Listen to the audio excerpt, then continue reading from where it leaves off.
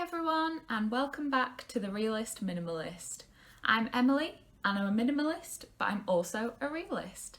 Today I'm going to be talking to you about 10 ways that you can be more minimal. So becoming a minimalist, as I've said before, is more of a journey than a destination. But there are some easy steps that you can take to accelerate your journey to minimalism. And I'm going to be talking through them today. They're all dead easy, really simple to follow, and I hope that they help some of you out. So drop a subscribe down below, give me a like, give me a thumbs up to let me know that you enjoy this kind of content, and let's just get into it. Number one, the first and probably the most important way to start your minimalism journey is decluttering. Now, you could start using the Marie Kondo method, that is really well known in the minimalism community, or you could hold a packing party that the minimalists have kind of invented, or you could just go through your stuff one drawer at a time, picking out the bits that you no longer need. It's completely up to you. It doesn't matter how long it takes, it doesn't matter how much or how little you declutter, but going through your things, purging the things you no longer need, it's a really good way to get started on your minimalism journey. Number two is a bit of a woo-woo one, and it's to write down the reasons why you want to become a minimalist, why you want to be more minimal, whether it's because you just want to have a house that's much easier to tidy, or you want to sell all of your things and go and travel the world in a van for a year.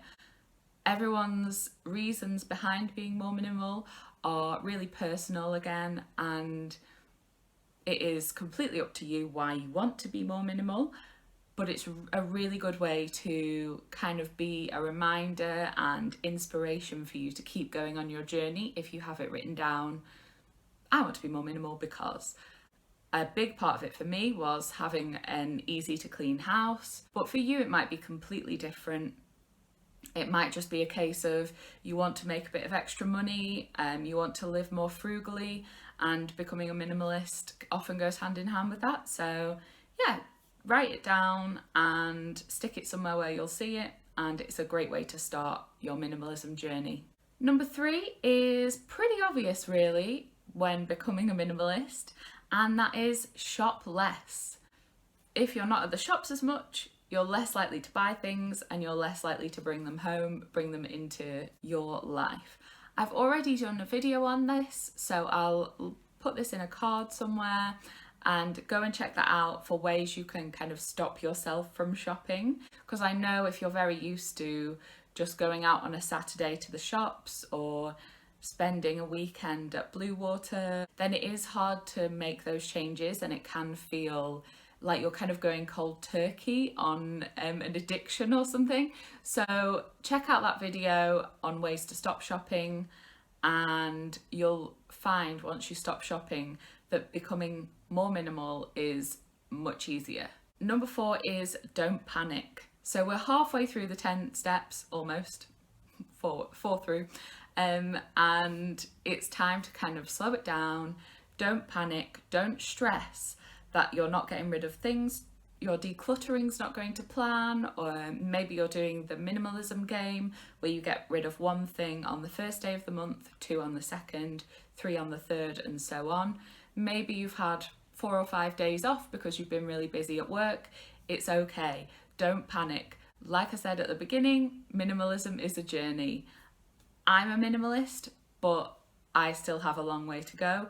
So don't stress, don't panic. It's not supposed to make you more stressed. Take your time and it'll all be okay, I promise. Number 5 is a biggie, and that is setting yourself some boundaries. Another word for this could be rules, but we like to try and stay away from rules. So whether that's the 3-3-3 rule, whether it's decluttering one thing a day, whether it's the minimalism game like I mentioned before, set yourself some boundaries and try to stick to them as much as possible. Your boundaries could even be that you don't want to declutter more than a certain amount in a day or a month. It's totally up to you. But as long as you're setting those boundaries for yourself, writing them down and following them as best as you can, then you're well on your way to minimalism. Number 6 is get inspiration. So whether that's following me on here or on Instagram at The Realist Minimalist, I'd love to have you over there, or whether it's following the minimalists, or if you're more wardrobe based, following My Small Wardrobe, she's amazing. Whoever you're following, make sure they're inspiring you. If you drop me a message on Instagram, I'm very likely to reply. I mean, I've replied to everyone so far. So yeah, get inspiration. Maybe a super clean house isn't your kind of inspiration. Maybe you want more of a cozy vibe, but still minimal. Just have a little search of minimalism on Instagram and you'll definitely find some inspiration on there. Number 7 and 8 kind of go together. So number 7 is tell people about your intentions.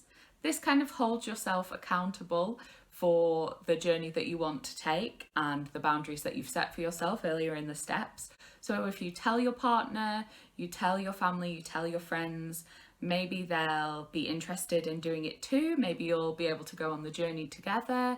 Maybe if you tell your partner or your husband, your wife, then they will encourage you. They'll be able to get rid of some of their bits as well.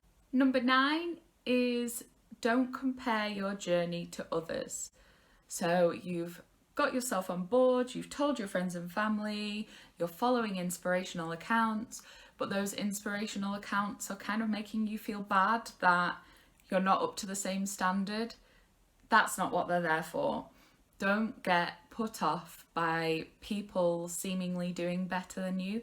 Everyone's journey goes at different times, at different speeds.